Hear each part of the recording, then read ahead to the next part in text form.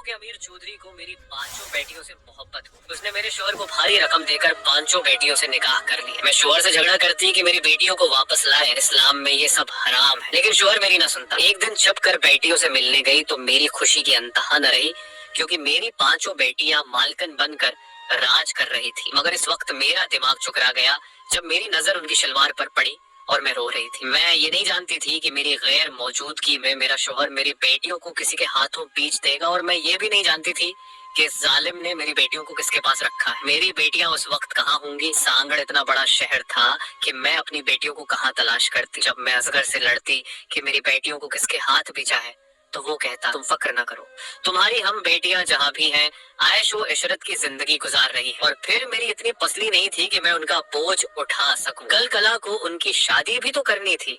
मुझे जो बेहतर लगा मैंने वो कर लिया।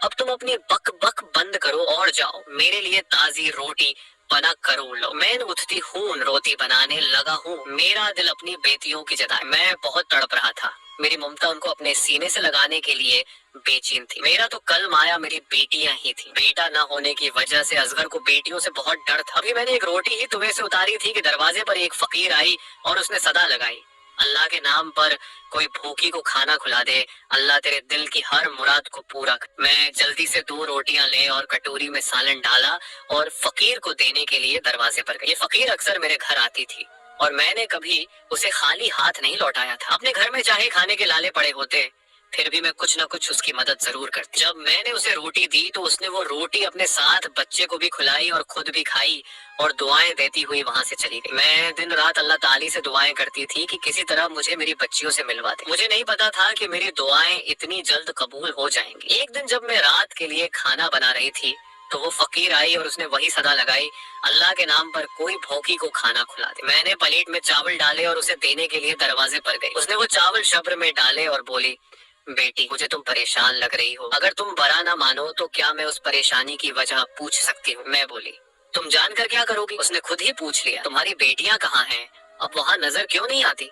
पहले तो वही मुझे खैरात डाला करती थी। उसके पूछने पर मैं रोते रोते बोली, मैं तो खुद नहीं जानती मेरी बेटियां कहाँ हैं और किस हाल में हैं। फिर वो फकीर बोली, तुम परेशान क्यों होती हो, मैं तुम्हें बताती हूँ कि तुम्हारी बेटियां कहाँ हैं और किस हाल में हैं और तुम जाकर इनसे मिल भी सकती हो। मैंने उसके हाथ थामे और कहा, मुझे जल्दी से बताओ कि मेरी बेटियां कहाँ हैं। तो वो फकीर बोली, तुम्हारी बेटियां साथ वाले गाँव के चौधरी दिलावर की हवेली में है। चौधरी दिलावर बहुत नेक दिल इंसान है। एक दिन जब मैंने उनकी हवेली के सामने जाकर सदाएं लगाए तो अंदर से उन्होंने अपनी नौकरानी को भेजा जो मुझे अपने साथ हवेली के अंदर ले गई, क्योंकि वहाँ खाने का वक्त था। सब लोग हवेली में खाना खा रहे थे। चौधरी दिलावर ने अपनी नौकरानी से कहकर मुझे खाना दिलवाया। मैंने पेट भरकर खाना खाने के बाद चौधरी दिलावर से कहा, मेरे बच्चे घर में भूखे हैं, तो उन्हें शाह पर और भर के मुझे खाना दिया। और हाँ, मुझे याद आया कि मैंने वहाँ तुम्हारी 2 बेटियों को देखा था जिन्होंने बहुत खूबसूरत लिबास पहना हुआ था और माल के उनकी तरह कर्जियों पर बैठी खाना खा रही थी। पहले तो मुझे ये नजर का धोखा लगा,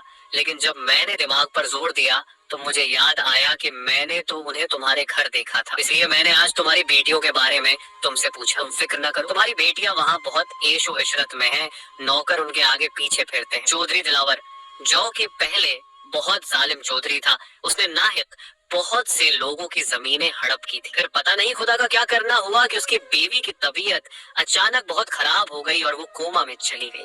उसके बाद हमने उसकी बीवी की तबीयत अचानक बहुत खराब हो गई और वो कोमा में चली गई। चौधरी दिलावर एक रहम दिल इंसान बन गया है। तब से चौधरी दिलावर ने सारे बड़े काम छोड़ दिए हैं और उसने लोगों की छीनी हुई जमीनें भी वापस कर दी हैं। ये सब जानकर मैंने सुकून का सांस लिया, वरना मैं तो ये सोच सोच कर बहुत परेशान थी कि पता नहीं मेरी बेटियों के साथ क्या सलूक हो रहा होगा और वो किस हाल में होंगी। फकीर ने सब कुछ बताने के बाद वहाँ से चली गई और मैं यहाँ सोचने लगी कि मैं वहाँ कैसे जाऊंगी, क्योंकि अगर मैं अपने शोहर को वहाँ जाने के बारे में बताती तो वो मुझे कभी भी जाने नहीं देता। रात को जब मेरा शोहर घर आया तो मैंने उससे कहा, मैं कुछ दिन के लिए अपने मैके जाना चाहती हूँ। असगर बोला, पहले तो कभी तुमने लेके जाने का नाम नहीं लिया जब से तुम्हारी माँ इस दुनिया से गई है। मैंने कहा, मैं अपनी बेटियों को याद करके हर वक्त रोती रहती हूँ और परेशान रहती हूँ। इधर जाऊंगी तो मेरा दिल भी बहल जाए। कुछ दिन रहने के बाद वापस आ जाऊंगी। असगर मान गया और उसने किराए के लिए मुझे कुछ पैसे थमा। मैंने जल्दी से कुछ कपड़े साथ लिए और घर से निकल गई। पूछती पूछती मैं उस गाँव तक पहुँची।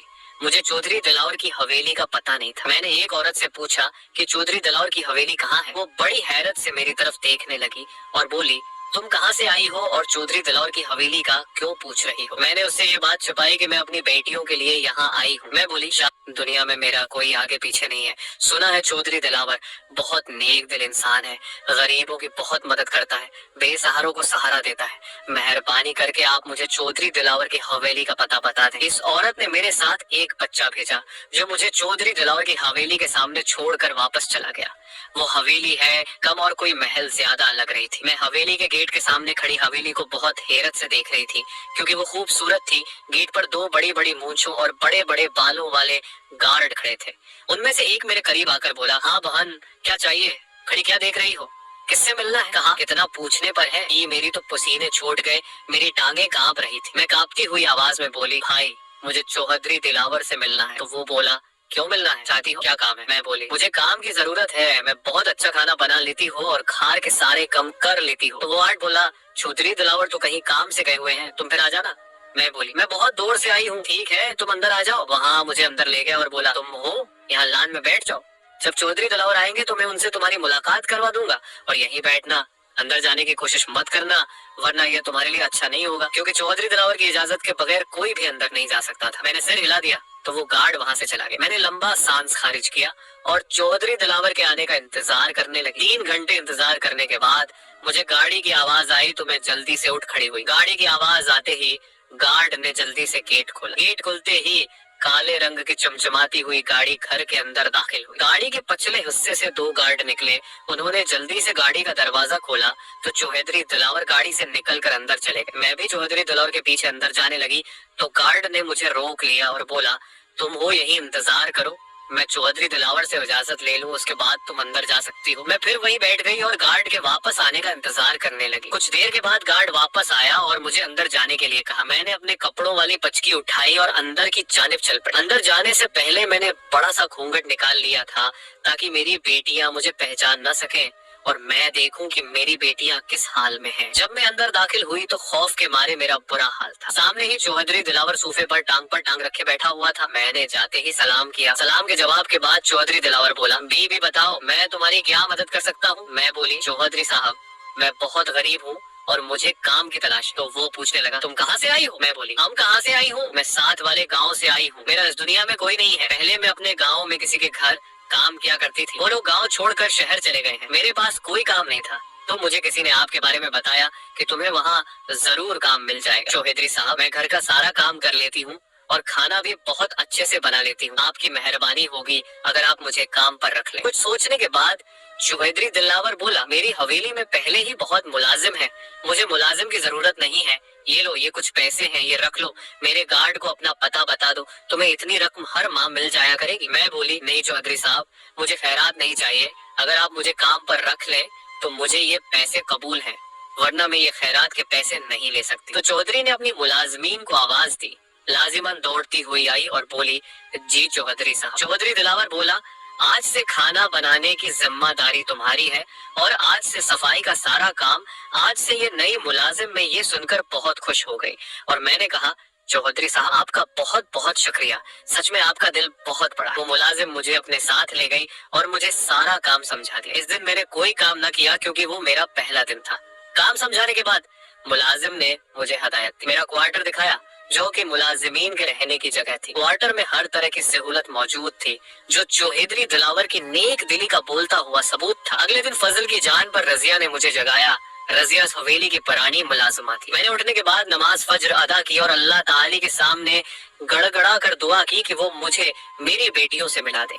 उसके बाद मैं अपने काम पर लग गई। तमाम कमरों की सफाई करने के बाद जब मैं आखिरी कमरे की सफाई करने के लिए उस कमरे की जानिब गई तो एकदम मुझे पीछे से एक आवाज आई, उस कमरे में मत जाना। मैं बोली, बस उस कमरे की सफाई रह गई है। तो वो बोली, उस कमरे में किसी को भी जाने की इजाजत नहीं है। मैं बोली, वो क्यों? रजिया बोली, मैं तुम्हें ये बताना जरूरी नहीं समझती, अभी तुम नई हो, आहिस्ता आहिस्ता तुम्हें सब पता चल जाएगा। नीचे जो सफाई रह गई है तुम वो कर लो और दोबारा से उस कमरे में जाने की गलती मत करना।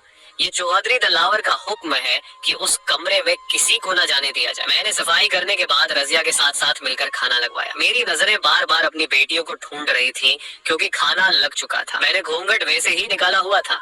कुछ देर के बाद मुझे अपनी पांचों बेटियों की आवाज सुनाई दी, जिन्होंने खाने की टेबल पर आते ही चौधरी दिलावर को सलाम किया। चौधरी दिलावर ने बहुत प्यार भरे लहजे में उनको सलाम का जवाब दिया और बोला, बैठो बेटा, खाना शुरू करो, हम लोग तुम्हारा ही इंतजार कर रहे थे। खामोशी से घर के तमाम अफराद ने खाना खाया। खाना खाने के बाद सब बारी बारी उठकर जाने लगे। घूंघट होने की वजह से मुझे अपनी दो बेटियों के पाँव नजर आए। जब उनके पाँव पर मेरी नजर पड़ी तो मेरी ममता तड़प उठी। मैं चाहकर भी उनसे पूछ न सकी कि उन्हें के पाँव की यहाँ हालत कैसे हुई। वैसे तो चौधरी बहुत नेक दिल बनता फिरता है, मुझे लगता है कि उसकी नेक दिली बस दिखावे की है। असल में तो ये वही जालिम चौधरी है जो है कि पहले कभी हुआ करता था। तमाम काम खत्म करने के बाद जब मैं अपने क्वार्टर में गई तो मैं रजिया से बोली, रजिया तुमसे एक बात पूछूं? तो वो बोली, हाँ पूछो। मैं बोली, वो लड़कियां कौन है जो खाने की टेबल पर बैठी थी? तो रजिया बोली, वो चौधरी साहब की बेटियां हैं। मैं बोली, अगर वो चौधरी साहब की बेटियां हैं, के पाँव की ये हालत कैसे हुई? रजिया बकलाई और बोली, अच्छा मुझे अभी कुछ काम है, मैं जाकर वापस आती हूँ, तुम सो जाओ। लेकिन मैं कैसे सोती, मैं तो एक माँ थी और एक माँ अपनी औलाद की ये हालत देखकर कैसे सो सकती है। वो सारी रात मैंने जाग कर रोते हुए गुजारी। उस कमरे में जाने पर चौधरी दिलावर ने मुझे अंगली दिखाते हुए कहा, खबरदार आज के बाद उस कमरे के करीब भी नजर आई तो मुझसे परा कोई नहीं होगा, तुम यहाँ से जाओ और अपना काम करो। मैं रोती हुई वहाँ से चली गई। रजिया जो ये सब सुन रही थी मुझसे बोली, मैंने तुम्हें मना किया था कि इस कमरे में मत जाना क्योंकि वहाँ किसी को भी जाने की इजाजत नहीं। चौधरी साहब ने उस गलती की वजह से कई मुलाजमीन को नौकरी से निकाल दिया है और हो सकता है कि तुम्हें भी निकाल दिया जाए।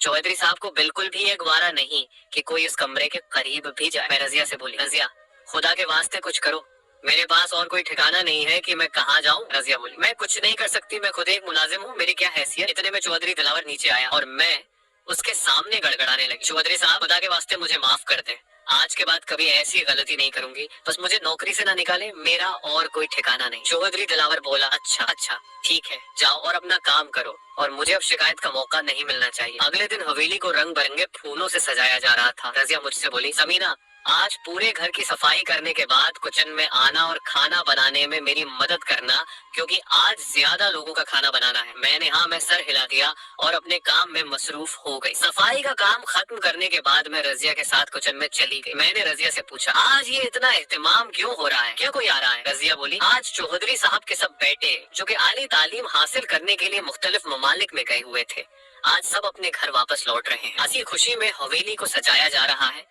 और चौधरी साहब ने हुक्म दिया है कि खाना बहुत अच्छा होना चाहिए क्योंकि उनके बेटे कई सालों के बाद हवेली आ रहे हैं। चंद लम्हों बाद चौधरी दिलावर के बेटे खाने की तारीफ करने लगे। चौधरी साहब ने रजिया से पूछा, ये खाना है किसने बनाया है? रजिया बोली, चौधरी साहब ये खाना मैंने और समीना ने बनाया है। चौधरी दिलावर बोला, आज मैं बहुत खुश हूँ क्योंकि मेरे बेटे कामयाबी के बाद घर वापस लौटे हैं और फिर तुम दोनों ने खाना इतना अच्छा बनाया है, मांगो आज क्या मांगना है? रजिया बोली, चौधरी साहब मुझे कुछ नहीं चाहिए, अल्लाह ताली के बाद आपका दिया हुआ सब कुछ है। चौधरी दिलावर के बेटे ने पूछा, बाबा अम्मी जान कैसी है, डॉक्टर क्या कहते हैं? चौधरी दिलावर बोला, मुझे उम्मीद है कि तुम्हारी माँ है बहुत जल्द ठीक हो जाएगी क्योंकि वो एक दो दफा कोमा से बाहर आई है लेकिन फिर वो दोबारा कोमा में चली जाती है। डॉक्टर ने उम्मीद दिलाई है कि आने वाले दिनों में या महीने में तुम्हारी माँ बिल्कुल ठीक हो जाएगी। उसके बाद चौधरी दिलावर और उसके बेटे मेरी बेटियों के पास गए और जब मैंने कमरे के अंदर देखा तो मेरी बेटियां आराम सोफे पर बैठी हुई थी और वहाँ उनके लिए हर तरह की आसाइश मौजूद थी। उनके पाँव के छाले भी बिल्कुल ठीक हो चुके थे। चौधरी दिलावर ने कहा, ये सब हो चुके हैं इन बच्चियों की वजह से मुमकिन हो सका है जो दिन रात मेरी बीवी की देखभाल करती रही। चौधरी दिलावर ने मेरी बेटियों के साथ निकाह का फैसला किया और उनके बेटे भी उस फैसले से मुत्तफक हो गए। उसके बाद